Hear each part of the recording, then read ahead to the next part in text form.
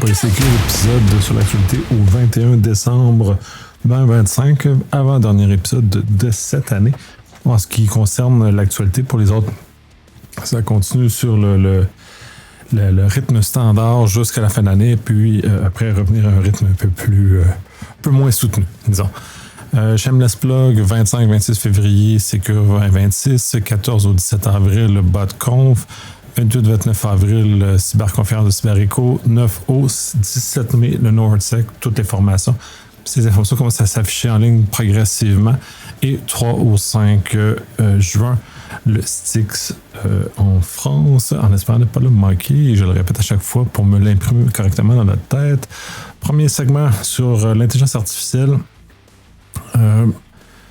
C'est facile de empoisonner un modèle. Des nouvelles études l'ont démontré que ça prend vraiment pas beaucoup de données. Et on le voit dans la nature où les malveillants ont commencé à injecter des mauvaises informations dans différents modèles, d'où, pour tromper les gens, les amener sur des mauvais sites ou des mauvaises informations. Donc, c'est déjà commencé. Fait que c'est une petite guerre qui se poursuit.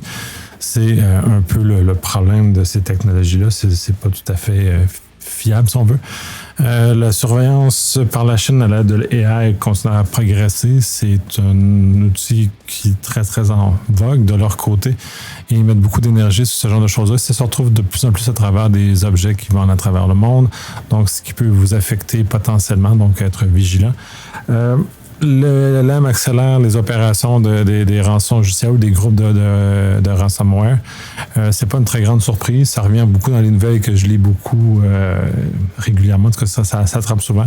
On parle de moins en moins, mais dans ce cas-ci, c'est vraiment juste le fait de faciliter le travail, mécaniser un peu ce que les entreprises devraient faire et se limiter de faire d'ailleurs avec le LLM, c'est d'aider à progresser, mais pas de chercher à révolutionner le monde. Donc bref, eux ont compris. Microsoft confirme qu'ils vont demander le consentement dans Windows 11 pour l'usage de l'agent AI.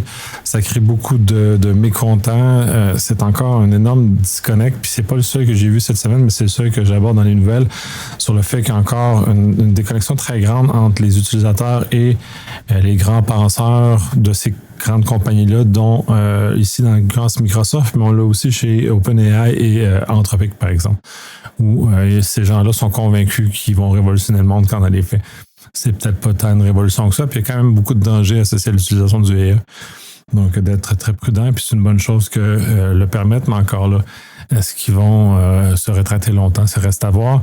Nouvelle suivante, l'usage, ou en tout cas l'existence d'un script pour réussir à désactiver tout ce qui est IA dans Windows 11. Pour ceux qui ne sont pas capables de supporter, autant Microsoft a dit que va limiter son usage, autant que si on peut le désactiver, c'est encore mieux. Donc, un script qui le permet, au moins dans l'itération actuelle de Windows 11. Au point de vue cybersécurité-ish, la nouvelle est un peu... ça exagère un peu de ce côté-là, c'est fait de la cybersécurité, mais comme beaucoup de nouvelles d'ailleurs, là, les titres sont très... un peu too much, là, probablement écrit par du AI, fait que ça aide. Il semblerait que le modèle Claude est le plus résistant aux attaques par injection, par différents éléments. Et selon la théorie de l'article, ça serait que l'alignement... des principes, on pourrait dire éthiques, se fait très rapidement dans le modèle plutôt que tardivement dans les autres modèles. Donc, ça, c'est l'hypothèse qui est là.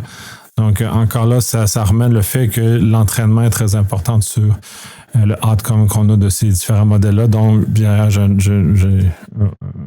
épisode spécifique enregistré qui va sortir début de l'année prochaine sur ce genre de choses-là, donc de voir comment cet entraînement-là, mais ça va être très intéressant de partager ça. Le code écrit par du AI contient plus de bugs que du code écrit par les humains. Et encore, c'est un peu dans le même mouvement. Là, c'est des statistiques qui ont été sorties par une compagnie dite réputée. Et ça met en évidence qu'il faut surveiller énormément. Puis ça revient toujours au fait que ça demande peut-être plus de supervision. Et ultimement, comme certaines compagnies de AI le mettent, ils vont mettre un agent pour corriger. Donc, on se fait un agent qui écrit du mauvais code, un agent qui va réviser le code pour le corriger. Fait que c'est une espèce de course étrange quand on pourrait écrire du bon code par des humains d'un premier coup. Ça serait probablement plus simple. En tout cas, bref, faut regarder qu'est-ce qu'il y en a avec ça. Section suivante, privacy. C'est très intéressant ce qu'il y a cette semaine. article intéressant qui sépare qui dit essentiellement que ce qu'on qualifie sous privacy ou protection des renseignements personnels, c'est plus un élément marketing que la vraie protection qui serait plus l'anonymat dans ce cas-ci. Donc, l'anonymat protège de façon définitive l'information puisque cette information-là n'est pas stockée.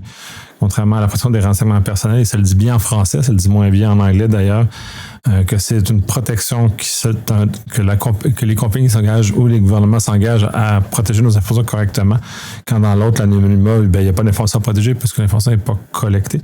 Donc, il faut faire bien attention entre les deux notions. Puis ça, c'est intéressant qu'en français, le vocable soit plus parlant de ce côté-là. Mais ce que je vois des praticiens, c'est pas plus parlant dans la pratique. Là, les gens ne font pas plus attention. Et de fait, l'usage de ces services-là pose certaines complications du fait qu'on n'est pas capable de récupérer un compte qu'on a perdu ou d'autres éléments comme ça. C'est un exemple, par exemple, chez Proton, si on perd notre compte, ben, c'est foutu parce que Proton n'est pas capable de le récupérer d'aucune façon. En tout cas, du moins, je suis capable du contraire, mais pas capable de récupérer le contenu parce que la façon que c'est chiffré, fait que soit on ne détient pas, soit on chiffre par des clés qu'on ne possède pas. Donc, à ce moment-là, c'est une façon de protéger la dite information de façon plus robuste et de vraiment vendre la bonne idée, donc voir à quel point nos informations sont protégées. Et dans ce côté de privacy, de protection des renseignements personnels, d'être vraiment vigilant.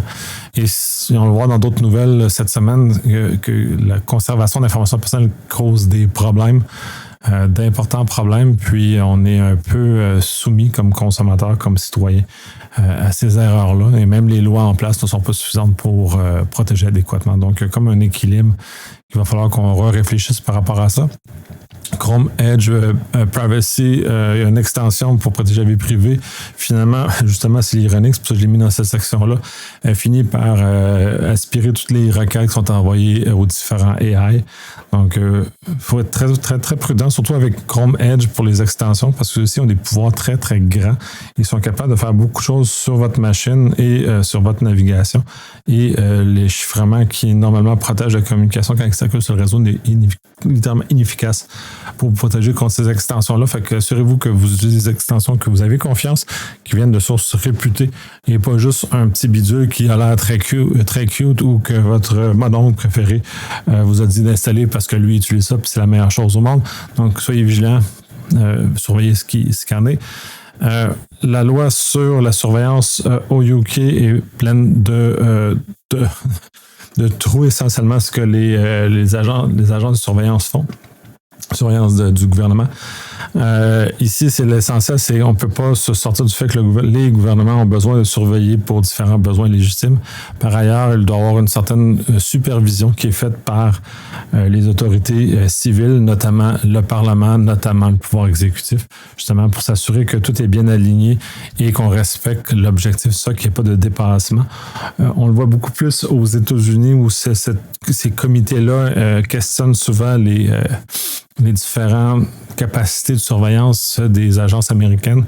Donc, c'est très important d'avoir une loi qui permet une supervision adéquate de l'usage de ces pouvoirs de surveillance qui sont quand même très, très vastes, même si c'est nécessaire. La supervision, quand même, en assure qu'il n'y a pas d'abus qui en est fait et qu'on reste dans les paramètres qui sont voulus par la population et l'exécutif à ce moment-là. La plus haute cour de la Pennsylvanie a autorisé essentiellement la police à récupérer les recherches chez Google en spécifiant que celles-ci ne sont pas protégées. Ça, c'est public.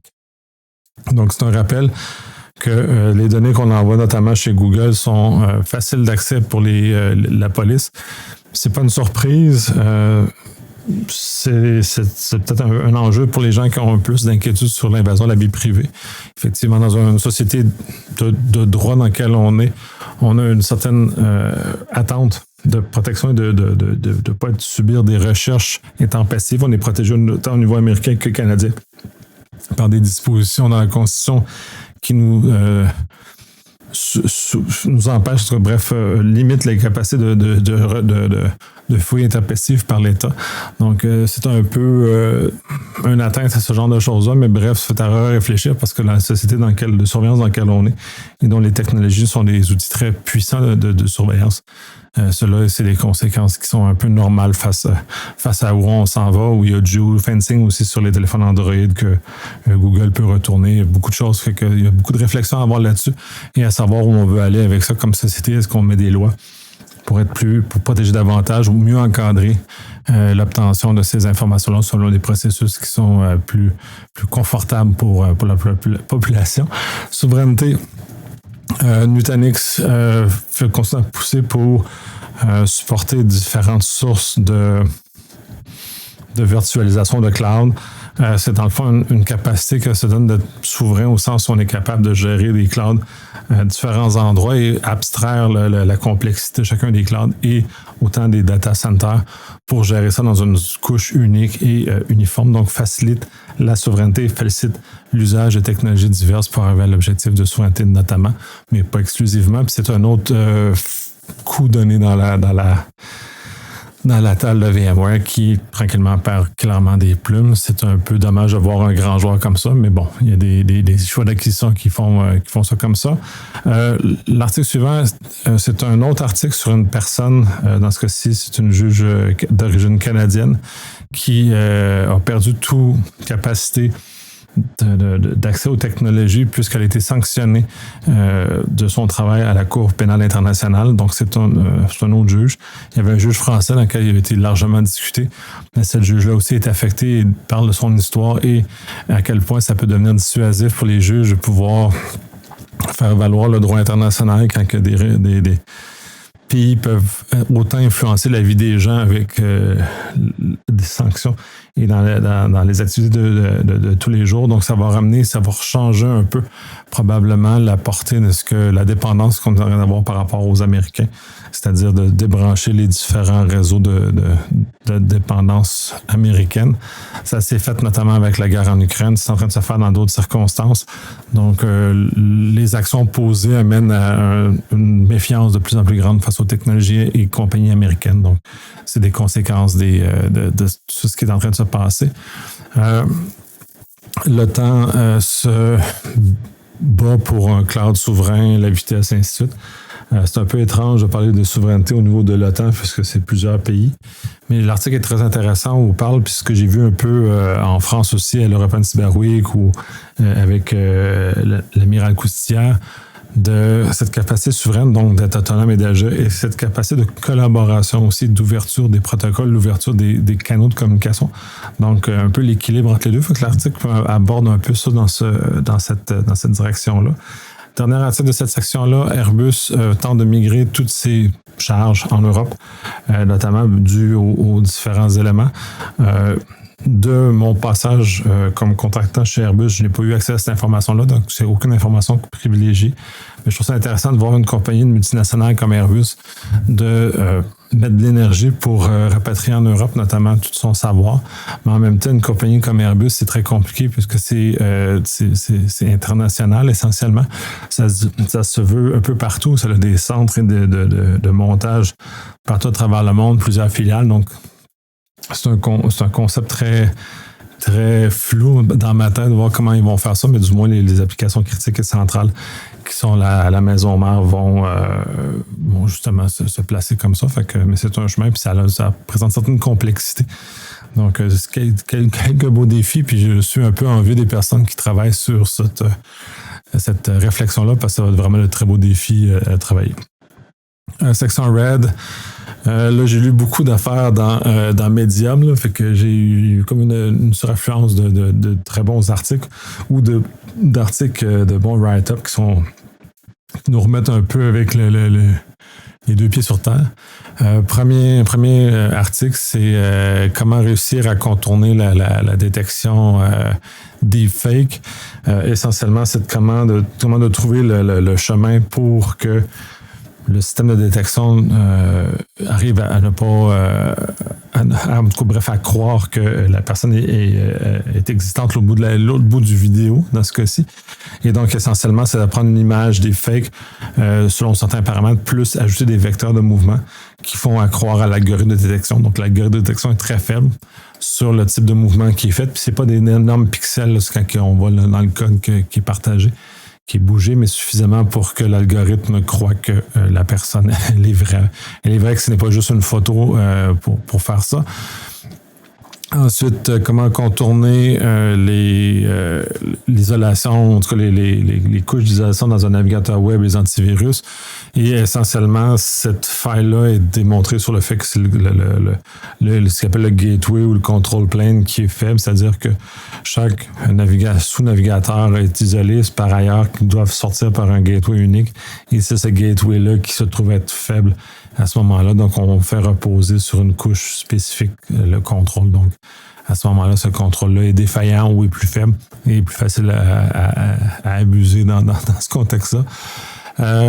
L'article suivant, c'est des techniques pour trouver des informations cachées dans des points Git qui peuvent traîner sur Internet. Dans le fond, c'est du Google Dork de chercher dans des requêtes comme ça qui ont été indexées et trouver plein d'informations dans des répertoires .git qui contiendraient des caches de mots de passe, d'informations sensibles et ainsi de suite. Donc, soyez très prudents à ce que vous exposez parce que Google aspire absolument tout. Puis ça, c'est un bel exemple de Google Dork qui est justement bien puisé là-dedans.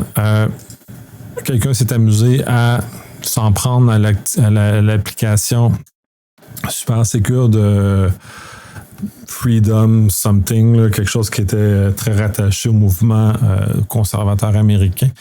Et pour découvrir que c'était basé sur des protocoles faibles et essentiellement, enfin pas tous, il y a quelques éléments quand même qui sont bien faits. Par ailleurs, c'est un peu dans le même esprit que T, où c'est des gens avec pas tant de connaissances que ça finalement qui se sont lancés à développer une application qui clament des choses qui sont peut-être démesurées par rapport au réel. Donc, la première itération de cette application-là stockait tout en clair dans une base de données Firebase, ce qui n'est plus le cas dans la nouvelle itération, mais il reste encore des éléments très importants au niveau de failles à l'intérieur de celle-ci. Donc, toujours d'être super méfiant quand il y a des énoncés de super sécuritaires, de choses comme ça. Comme les mêmes choses de prudence pour les énoncés de super intelligence qu'on peut retrouver au niveau de toutes les AI, tout ce qui est rendu disponible jusque-là. Fait que, bref, il y a beaucoup d'enflures marketing dans le fond qu'il faut être très, très prudent. Apple et Google ont déployé en urgence une correctif pour Chrome et Safari. Donc, c'est juste important de le faire. Et profitez-en du temps des fêtes pour justement protéger les nouvelles. Storm 0249 casse les processus d'EDR, encore une fois, puis souvent dans les dernières fois, j'en parlais parce que je me suis rappelé cette semaine, j'avais une très belle série avec, il y a eu celle avec Charles Hamilton, mais j'en avais fait un autre il y a beaucoup plus longtemps avec Maxime, sur lequel le fondateur de Lima Charlie, qui, justement, on parle plus pas nécessairement de l'évitement, mais comment ça fonctionne essentiellement cette technologie-là, et donc qui explique très bien pourquoi ça peut se faire contourner. Donc, je mettrai dans les show notes cette série-là que j'avais enregistrée il y a déjà quelques années, qui est encore très pertinente, mais bref, dans le lot de tout ce que j'ai. Deux petits articles sur des command control utilisés par DNS ou par ICMP, donc de tunneler dans ces protocoles existants. C'est pas sans rappeler un papier qui avait sorti par la gang du ACOS il y a très, très, très, très longtemps, qui parlait justement de tunneler dans des requêtes DNS, des éléments comme ça. Donc, c'est pas nouveau, mais c'est intéressant de voir un article là-dessus. Puis, un peu encore, on va reparler de Charles Hamilton, comme quoi ce qui est vu de nouveau et renouveau, et les gens redécouvrent des affaires qui sont de plus vieux concepts. Bon, c'est particulièrement étrange, mais je trouve ça intéressant que ça refasse surface ces éléments-là, comme l'évasion de l'EDR aussi refait surface sur de plus vieilles techniques pour contourner ça. Article ou recherche d'Infoblox relayé par Krebs sur le fait que les domaines qui sont parqués, donc essentiellement tous les domaines de type typo qui reprend des domaines standards avec une erreur de frappe dedans pour justement intercepter tous les gens qui se trompent de place. Il y a un énorme usage de ces domaines-là pour soit infecter à travers des sites web, soit intercepter des courriels qui sont arrivés aux mauvaises destinations et ainsi de suite. Donc, d'être très, très prudent dans ce qu'on peut faire de ce côté-là parce que c'est utilisé. L'article ne fait pas référence au groupe criminel en question, mais bref, ces éléments-là sont à tenir en compte et d'une très grande prudence. Singularity Linux Kernel Rootkit, j'ai pris la nouvelle juste parce que ça m'amuse. Ça fait longtemps que je n'avais pas entendu parler de Rootkit au sens où c'est des techniques qui s'utilisaient il y a très très très longtemps, là, dans le temps des dans le temps des dinosaures et des ptérodactyles. Et maintenant qu'on appelle ça de l'évasion d'ADA, mais à l'époque c'était des rootkits qu'on utilisait pour cacher le fonctionnement du code malicieux de tout outil de surveillance qu'il y avait là. L'article fait référence à d'évasion d'EDR et de différents outils comme ça. Quand c'est très, très vieux comme approche, ça fait très longtemps que c'est utilisé et j'ai l'impression que ça a été oublié avec le temps comme beaucoup de choses, comme je faisais référence au tunneling des requêtes DNS pour faire du command and control, ben ça aussi, ça en est. Comme quoi, tout revient. Fait que c'est pas une mauvaise chose que tout revient, mais en même temps, un rappel qu'il faudrait peut-être donc qu'on lise l'histoire un peu plus. Première faille, première vulnérabilité kernel Linux depuis qu'on commence à faire la conversion en Rust. Je trouve intéressant de l'amener, pas parce que une vulnérabilité, c'est assez banal en soi, là. C'est pas très significatif. Par ailleurs, dans ce cas-ci, ce qui est intéressant, c'est que les gens oublient le fait que Rust, c'est un langage qui est très robuste, qui évite un certain nombre de problèmes qu'on a avec le C. Par ailleurs, il y a des conditions que même le Rust ne peut pas protéger, qu'il faut quand même être prudent dans le développement. Et dans ce cas-ci, ça, c'est un exemple parmi d'autres, mais en même temps, c'est pas d'une très grande gravité. Ça a été trouvé et corrigé en l'occurrence. Nouvelle campagne de password spray, là, de tentatives d'attaque sur des VPN, autant Cisco que Palo Alto, puis probablement de d'autres compagnies également. L'essentiel là-dedans, puis ça, c'est juste faire un rappel que tout ce qui est exposé doit avoir un mot de passe robuste, incluant vos VPN, puisque cette campagne-là, ça a essentiellement trouvé des mots de passe faibles. Donc, si vous avez un mot de passe fort plus deux facteurs, vous êtes protégé. Mais c'est essentiel de se rappeler que c'est essentiel, ce genre de choses-là. Nouvelle recherche, on a découvert une nouvelle alliance entre Clean Dragon Force et Logbit. C'est pas sans rappeler 2019 pour trahir mon vieux temps. Que ce genre d'alliance-là n'est pas exceptionnel. En 2019, il y avait Emotet, Quickbot et Ryuk qui était un assemblage à l'époque qui se faisait aussi. Donc, ces différents amalgames-là peuvent se passer, vont repasser de nouveau. Donc, c'est intéressant de voir que c'est pas éteint, mais que il y a encore un peu de surprise pour les gens. Grande campagne de phishing sur les comptes M365. Vous parlez des VPN précédemment. Compte M365, donc être très prudent, c'est le temps des fêtes, les gens sont un peu plus festifs et ont tendance à être un peu plus négligents au niveau de leur cybersécurité, donc de juste être un peu plus vigilant sur les courriels qu'on reçoit et ne pas tomber dans des pièges qui pourraient être, malheureux. Dernière nouvelle, celle-là, je ne savais pas trop la classer, je l'ai mis là, mais bon, bref, elle aurait pu être ailleurs. Les 10 erreurs qui ont été faites dans l'upgrade des firewalls en Australie, qui a amené à 2 morts au niveau des lignes 9 à 1.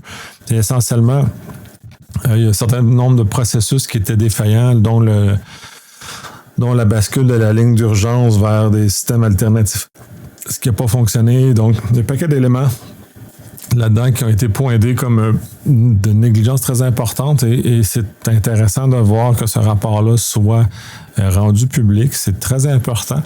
Je trouvais ça un peu, puis j'ai dit à quelques reprises que c'est un peu dommage qu'il n'y avait pas de conséquences ou de punitions associées à ce genre de choses-là parce que si on veut ne pas avoir des comportements comme ça, il faut mettre des mesures en place pour favoriser les bonnes opérations et punir les mauvaises en ce cas-ci. Donc, s'il n'y a pas d'imputabilité, ben c'est plutôt rare que les gens vont faire attention. Dans ce cas-ci, il y a une certaine forme d'imputabilité qui est au rapport. Le rapport est sorti. 2, semblerait qu'il y ait eu des mesures d'imputabilité ou de conséquences sur les gens qui ont été impliqués. Autant le fournisseur principal Optus que le sous-traitant qui est Nokia en l'occurrence, que les deux ont des responsabilités dans ce qui s'est passé. Donc, de voir que c'est pris en main, c'est une très bonne chose. Pas qu'il y ait eu erreur, mais au moins que ça soit mis des actions correctives. Et j'ai l'impression que dans un mouvement plus large, les gens n'ont plus suffisamment d'inquiétude face à ce genre de choses, donc un peu plus négligent.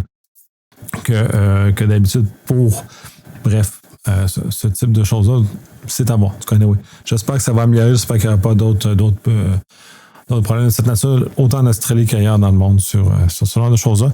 Section suivante, sur des breaches. Cette fois-ci, il y a deux brèches très importantes qui ont eu lieu, une en France, l'autre en Angleterre. La première, c'est le ministère de l'Intérieur en France, où semblerait au moins un jeune d'une vingtaine d'années aurait été arrêté depuis. Ça a évolué très rapidement, mais essentiellement est rentré dans les systèmes du ministère de l'Intérieur, a réussi à s'infiltrer dans différents canaux par une certaine forme de négligence en cyber qui aurait été corrigée depuis. Et donc, aurait réussi à faire fuiter des informations très sensibles. Et la seconde nouvelle, les affaires étrangères du UK auraient subi une brèche aussi, un peu dans la même perspective. Eux aussi ont des informations sensibles. Et pour faire un lien avec une nouvelle précédente, c'est que le fait de conserver beaucoup d'informations sensibles dans ces systèmes-là pendant trop longtemps mène justement à des problèmes de sécurité plus grands. Et je crois qu'on a oublié de faire la forme d'hygiène numérique et d'effacer ce qu'on n'a pas de besoin ou de stocker hors ligne ce qu'on n'a pas nécessairement de besoin pour réduire l'exposition. Tout en sachant que des brèches, il va toujours en avoir. Donc, dès lors, au moins de réduire le degré d'exposition des données sensibles, puis donner des citoyens ou donner des consommateurs, tout dépend dans le cas, dans quel contexte on se trouve. Dans ces deux cas-ci, c'est des agences gouvernementales, donc des données des citoyens qui ont été fuitées malheureusement dans ces contextes-là, donc de réfléchir à des stratégies de stockage. Et pour l'avoir vu dans d'autres organisations, pas exclusivement en Europe, au Canada et aux États-Unis, on en voit cette conservation d'informations un peu trop prolongée, notamment dans les courriels, devrait être pas punie, mais au moins sévèrement encadrée pour éviter des problèmes de cette nature-là, d'exposer inutilement des données personnelles qui autrement auraient pu être protégées dans ce cas-ci. Fermons la porte sur les brèches, parce que c'est pas un type d'information qui m'intéresse beaucoup. Au-delà du fait d'exposer, le fait que de conserver l'information nous expose à ce type de problème qui est plus grand que nature, que normalement ça devrait être une simple brèche, essentiellement. Et quand on parlait d'anonymat et de chiffrement bout en bout, et ainsi de suite, aussi, c'est d'autres mesures qui devraient être mises en place, justement, comme consommateur et comme citoyen, que j'aimerais ça que l'État et les compagnies avec qui je fais affaire déploient, pas juste du privacy, mais déploient vraiment des mesures de sécurité sérieuses à effacer ou à chiffrer de façon adéquate les informations, pour qu'on arrête de voir des fuites d'informations, parce que c'est vraiment juste terrible, toute cette négligence qu'on peut avoir et cette surconservation d'informations. Bref, section suivante, Information Warfare. Cette semaine, il y a beaucoup de nouvelles qui sont relatives au fait que les Russes, entre autres, et les Chinois sont mis en exposition sur le fait qu'ils attaquent beaucoup. Le Danemark blâme la Russie pour des attaques sur des systèmes de traitement d'eau. Les Coréens, les Nord-Coréens ont fait énormément d'argent avec la cybercriminalité. Eux, leur stratégie, c'est de s'attaquer à des gros poissons.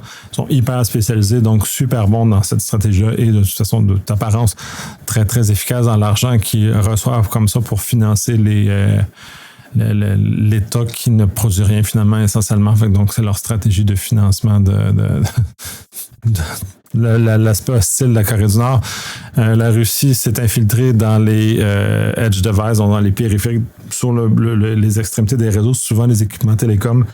Donc, s'en sert comme pivot, s'en sert pour avancer, souvent par des négligences de configuration, plus que par des 0D, des unités. Donc, ils sont très souples et très dynamiques dans leur façon d'entrer, donc ils sont un peu partout. Je vais le faire. Ouais, la Chine aussi s'est entrée dans des réseaux européens, un peu sous le même style. Dans ce cas-ci, c'est Ink Dragon qui se cache dans des éléments dans des réseaux gouvernementaux européens. Le Venezuela accuse les États-Unis de faire des attaques cyber sur ses infrastructures de pétrolières. Donc, ça, c'est un élément intéressant. Puis tous ces éléments-là réunis montrent à quel point les choses ont changé de beaucoup depuis les dernières années. Maintenant, il y a des attaques. Maintenant, on s'en cache même plus. La plupart des États ne se cachent même plus du fait qu'ils utilisent des stratégies cyber pour déstabiliser leur adversaire. Donc, les États-Unis le font, la Russie et la Chine le font depuis longtemps. Donc, puis on n'est plus gêné aussi de le mentionner, jusqu'à tout récemment, on se gardait une forme de gêne, puis j'en ai déjà parlé précédemment, sur le fait de pointer la Chine ou la Russie sur des attaques qui sont là. Dans ce cas-ci, il y a de moins en moins de gêne sur le fait de le faire. Je ne sais pas si c'est une bonne ou une mauvaise chose. Mais bref, il y a moins de gêne parce que les nouvelles sont très claires. C'est plus des suppositions. Maintenant, c'est vraiment les États qui accusent. Notamment comme la première nouvelle que le Danemark pointait la Russie dans ce cas-ci. Puis dans un contexte où la Russie est en guerre, ben c'est pas très grand, une grande révélation non plus. Mais bon, il y a un changement de paradigme de ce côté-là. Il y a une attaque entre les satellites chinois et américains ici. C'est-à-dire que les satellites ont commencé à bouger et à se nuire mutuellement. C'est rendu un nouvel espace d'attaque, au même titre qu'ils attaquaient l'espace aérien. Mais là, c'est l'espace satellitaire qui est touché.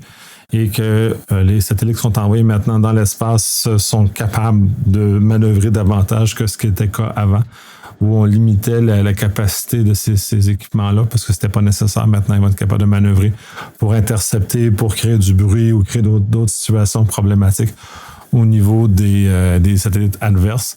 Donc, la Chine et les États-Unis en font partie dans l'occurrence. L'Allemagne s'en est plein aussi, donc c'est une chose, je pense, qui va aller en croissance de ce côté-là. Donc, les changements du climat géopolitique est vraiment rendu dramatique et tous ces outils-là laissent penser à chaque pays qui a une domination sur les autres, donc favorise l'escalade dans laquelle on est, ce qui n'est pas une très bonne chose, bien malheureusement, pour ce qui est devant nous. Et dernière nouvelle de cette section-là, c'est le Danemark encore. Comment on finit par le Danemark? Cette fois-là, c'est une loi sur l'interdiction d'usage des VPN. On est encore dans un contexte qui revient sur le fait que les jeunes veulent contourner les limitations locales, donc d'accès à des contenus nocifs, selon l'énoncé des choses. Là, je ne porte pas de jugement sur ce qui est décidé d'être censuré ou d'être bloqué par un pays. Dans bien des cas, c'est justifié. Dans d'autres, on pourrait questionner. Mais bref, en présupposant que c'est légitime pour justement limiter l'exposition des jeunes à des situations problématiques ou des informations ou des images problématiques, c'est un blocage local. Et là, c'est le fait que le Danemark veut bloquer. Si on en revient encore sur le fait, c'est détourner comment la technologie est faite. C'est aussi comment la collaboration interpays se fait. Comment cet environnement-là, Internet, se construit et probablement ce qui s'en vient, c'est des blocages un peu comme le très grand mur de Chine, le découpage de la Russie, que les différents points d'ancrage, d'entrée et sortie Internet des pays deviennent de plus en plus limités, donc soit le point de contrôle ultime ou le fait que les gens au Danemark ne pourront pas, ou en Russie, comme c'est le cas en Russie à l'heure actuelle ou en Chine, ne peuvent pas sortir du territoire, doivent passer par les services légitimes. Donc, on se trouve avec des gates qui vont être mis à travers à la sortie de chaque pays, finalement. Donc, ça donne un pouvoir. Puis, il y avait des nouvelles sur le fait qu'il y a des interruptions Internet un peu à travers le monde, dans plusieurs pays qui sont exigés par certains pays. Donc, on est en train de pivoter vers un univers comme celui-là, de l'univers d'ultra-ouverture d'Internet à un univers de plus en plus contrôlé par l'État, pour de bonnes et de moins bonnes raisons. Donc, c'est place à débat, mais c'est un changement de paradigme très, très important de ce qui s'en vient. Section bleue. Première nouvelle, c'est sur le fait que surveiller ce qui sort d'un serveur Linux, c'est la meilleure façon de détecter qu'un problème. Ça vaut pas juste pour le serveur Linux, ça vaut à peu près pour tout. Normalement, dans un contexte de zéro trust, tout ce qui sort et rentre de chaque machine devrait être contrôlé. On a juste pris l'habitude de contrôler ce qui rentre et pas de contrôler ce qui sort. En contrôlant ce qui sort, on vient de couper les jambes généralement à l'attaquant. Puis c'est assez efficace pour l'avoir vu dans plusieurs environnements où les attaquants sont rentrés par peu importe la raison, mais on les attrapait à la sortie parce que les gates de sortie étaient très, très fermés et très limités et ça faisait énormément de bruit quand on les voit essayer de sortir. Donc, le fait de sortir nous indiquait des choses qu'on n'avait pas attrapées ou on n'avait pas réussi à intercepter à l'entrant. On le rattrapait à la sortie, c'était facile. Et c'est pas sans rappeler que Log4j, c'était du egress, fait que si on bloquait la sortie, la fameuse vulnérabilité n'avait pas d'impact dans l'immédiat laisser du temps aux équipes de patches qui n'a pas été utilisé par tout le monde. Mais bon, bref, ces deux côtés sont très, très importants, méconnus ou mal utilisés. C'est un bel article pour nous rappeler que c'est très important de déployer ce genre de choses-là. Google abandonne son Dark Web Report sur la base que ça n'a pas de valeur, selon eux, ou ça n'a pas d'informations concrètes qui permet d'amener à des actions concrètes. Donc, comme il n'y a pas de valeur, Google est rapide généralement à couper quand le service sert à rien. Il y a d'autres services si vous voulez continuer à surveiller. Des compagnies privées comme Flare qui font ce genre de choses-là ou des services connexes comme dans Proton, par exemple, qui permettent d'offrir des informations complémentaires. Microsoft déploie un outil ou en tout cas un tableau de bord pour la sécurité minimale de M365. Je trouve ça un peu tard d'avoir mis ça en place. Normalement, de présumer que les gens qui déploient M365 notamment savent ce qu'ils font, je pense que c'est des drôles de présomptions. On est à une époque maintenant où tout le monde fait à peu près tout et n'importe quoi. On le voit avec le AI qu'on met dans les mains de gens qui ne connaissent pas vraiment ça et les dangers que ça a. Je crois que c'est très important et c'est une bonne action que Microsoft fait, je trouve un peu tardivement par ailleurs. Ça aurait dû être bien avant. Il y avait d'autres tableaux de bord qui étaient adaptés pour ça, mais un tableau de bord vraiment très spécialisé M365. Pour moi, c'est la base, puis ça devrait toujours être là. Même chose que chez Google, je ne sais pas ce qui existe de ce côté-là. Moi, j'ai moins administré des environnements Google que j'ai administré des environnements M365, mais par ailleurs, ce tableau de bord est là et permet justement d'établir des baselines de base et arrêter d'avoir des configurations par défaut qui sont ultra trop ouvertes et mettre les organisations à risque. Ça serait beaucoup mieux. Et ce qui serait une étape plus supérieure, c'est que tout soit fermé de facto et on ouvre à volonté. Donc, on prend un geste conscient d'ouvrir. Donc, on est en opt-in et non en opt-out sur les configurations. Mais c'est très contraire à la philosophie de Microsoft où tout est ouvert et on ferme. On fait à mesure. Sur les systèmes comme Windows, ça a pris énormément de temps avant qu'ils ferment. Et encore maintenant, il y a encore beaucoup trop de services ouverts, même si c'est beaucoup moins pire que ça l'a déjà été.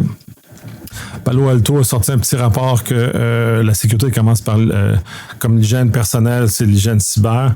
Petit blog très, très sympathique, là, rien de bouleversant à l'intérieur de ceci, mais c'est un rappel, puis c'est pour ça que je l'utilise, puis je le mentionne dans ce podcast-ci, puisqu'on est à la veille de Noël et du jour de l'an. On va voir nos familles, on va voir plein de gens autour de nous qui ne sont pas nécessairement experts en cybersécurité. C'est un bon moment de leur rappeler des bonnes pratiques sans être harassant, mais juste commencer à leur dire « Hey, vous changez votre mot de passe » ou des petites pratiques. Est-ce que vous avez des drôles de plugins dans Chrome ou vous avez des drôles d'applications sur votre téléphone? Juste d'amener une petite conversation sympathique, pas intrusive, mais juste pour commencer à les amener à se questionner, à adopter une meilleure hygiène numérique pour les aider à se protéger davantage face à la menace qui ne fait que s'amplifier. Puis 2026, ça va être l'asile à bien des égards de ce côté-là. Article intéressant sur le fait qu'il mentionne un titre sensationnaliste que le MFA coûte des millions et ça ne devrait pas. L'essentiel de l'article est intéressant puisqu'il calcule la friction qu'apporte l'usage du MFA en entreprise, le nombre de fois que c'est exigé et donc toute la friction qui est associée à ça, donc toute la perte de productivité. Il y avait eu une poursuite il y a quelques semaines, si je ne me trompe pas, aux États-Unis sur le fait que le temps de branchement n'était pas payé par certains employeurs et donc il y avait une poursuite sur le fait que ce temps-là devrait être payé essentiellement. Et je trouve que c'est une bonne idée de faire payer à l'employeur le temps de friction du démarrage de l'ordinateur et plus du branchement avec la MFA, puisque ça vient faire porter le fardeau sur l'employeur de prendre des bons moyens pour réduire la friction qui est associée à ce genre de choses-là, au lieu de faire porter tout le fardeau sur l'employé qui, lui, est essentiellement une victime de l'usage de ces technologies-là. Donc, essentiellement, c'est la friction apportée. Puis ça l'amène à la nouvelle suivante, justement, parce qu'il parle du passkey comme étant une solution pour réduire la friction, ce qui est une bonne chose que j'utilise d'ailleurs dans bien des occurrences et ça réduit effectivement beaucoup la friction. Sur la MFA, je n'ai pas à attendre où tout se fait relativement vite. Et la dernière nouvelle qui parle d'un peu que le passkey n'est pas encore tout à fait mûr comme fruit, puisque c'est une technologie qui n'a pas encore fait le test de la facilité d'utilisation. Ça va bien. Chez les experts, ça s'utilise bien. La plupart des experts que je connais utilisent justement des passkeys. Donc ça va très bien de ce côté-là. Et ensuite, c'est l'usage dans des voûtes de mots de passe, le partage de ceci, comment ça se passe, comment ça se déplace, la prison dans laquelle on est quand on perd un contrôle de notre passkey, on parle d'accès seulement à tout, et ainsi de suite. Donc, c'est de le raisonner. Probablement que 2026 va avoir d'autres avancées intéressantes de ce côté-là. Et je ne peux pas passer à côté du fait que je recommande à tous les gens qui sont capables de le faire d'utiliser ça. C'est beaucoup plus facile. Par ailleurs, il faut toujours avoir la clé sur soi, avoir plusieurs clés. Ça change un peu la donne sur la façon.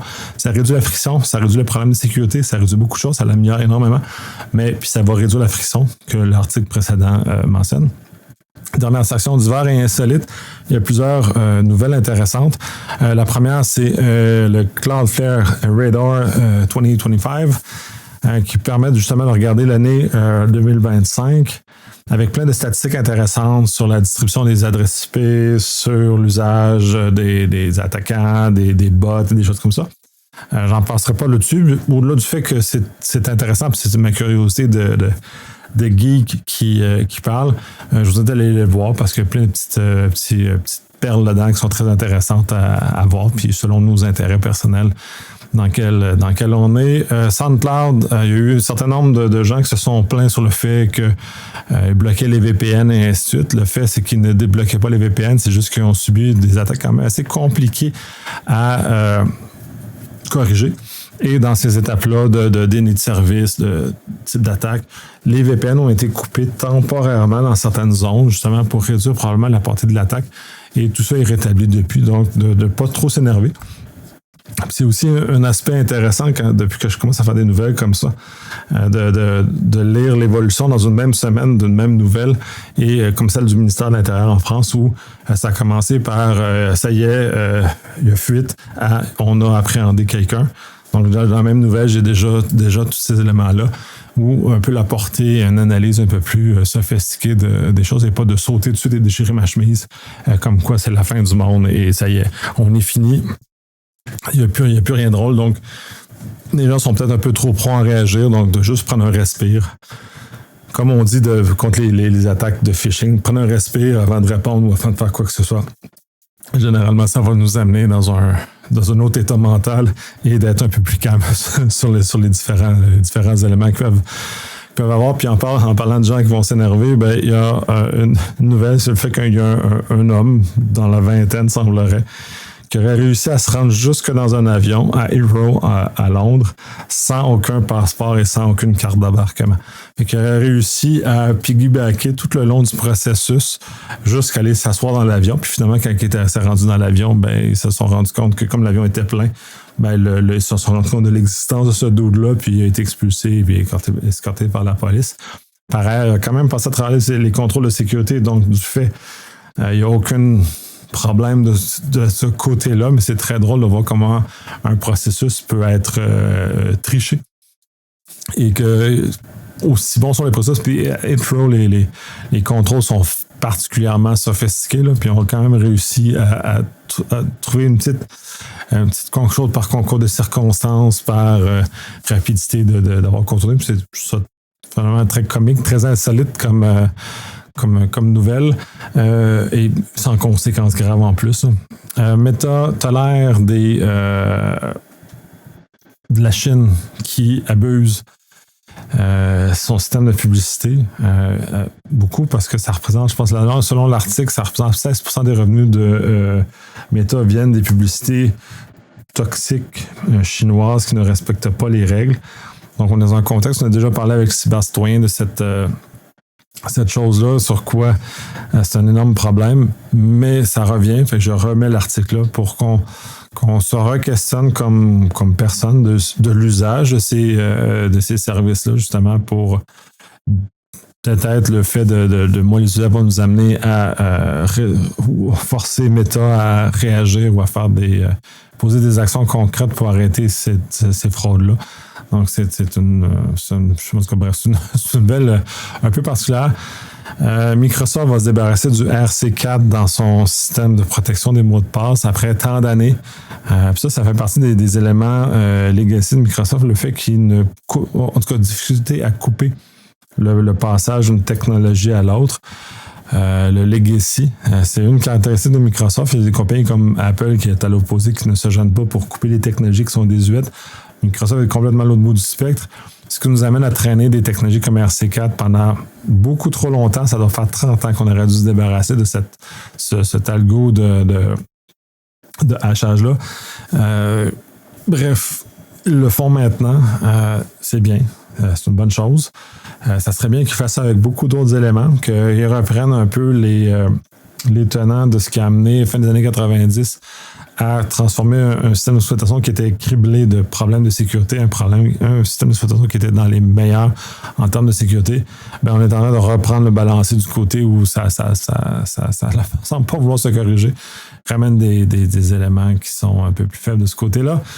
Mais bon, bref, ce geste-là va en faire régler un très, très, très, très, très vieux problème. Et je pense que si vous avez encore du RC4 ou des composants qui fonctionnent avec ça dans vos infrastructures, ce sera peut-être le temps de les rénover ou de changer dans un type de système d'exploitation. J'avais fait référence à Linux notamment, qui est plus modulaire et qui permet une plus grande vie, si on veut, de ce chemin-là. Donc, bref, il y a des réflexions technologiques à avoir que je pense que personne ne va avoir. Et donc, on fait juste vivre le statu quo et ça nous amène dans des drôles de situations. Dernière nouvelle, le chef du MI6 en Angleterre dit que ça va devenir aussi important d'être pour un job dans son secteur, là, on s'entend dans le renseignement, de connaître le Python que le russe, parce que le russe étant maintenant une langue importante, tous les différents dialectes de la Chine aussi sont importants, puisque c'est des acteurs très, très influents et très puissants. Donc, pour les services de renseignement, de faire ce genre de surveillance-là. Bref, c'est très amusant de voir le Python apparaître dans le corpus qui est de maintenant demandé très important pour ces choses-là. Je vous souhaite un excellent Noël. Le prochain enregistrement va se faire après les jours de l'an. Ça va être c'est ce qui va boucler l'année pour moi pour les éléments d'actualité. Je crois que je vais continuer. J'avais soulevé un peu le doute dans un épisode précédent que je ne savais pas ce que je allais faire avec ça. Ça m'oblige à une certaine rigueur. J'ai juste un problème de choisir le bon nombre de nouvelles, mais je pense que c'est un problème de trop grande curiosité de ma part. Il va falloir que je règle ça, que je garde un peu plus ce focus, puis d'apprendre peut-être justement à plus focuser sur les éléments qui sont d'autant plus importants dans les circonstances. Mais bref, je suis en train de continuer d'amener mon regard et ça m'apporte beaucoup de lire et de me réinspirer. Ça me met encore plus en relief le fait que ce que je vois sur LinkedIn, par exemple, est complètement farfelu. Et ce qui circule comme nouvelle est soit en retard, soit complètement déphasé vers le réel. Et finalement, LinkedIn n'est qu'un moteur marketing. Bref, joyeux Noël. On se revoit après.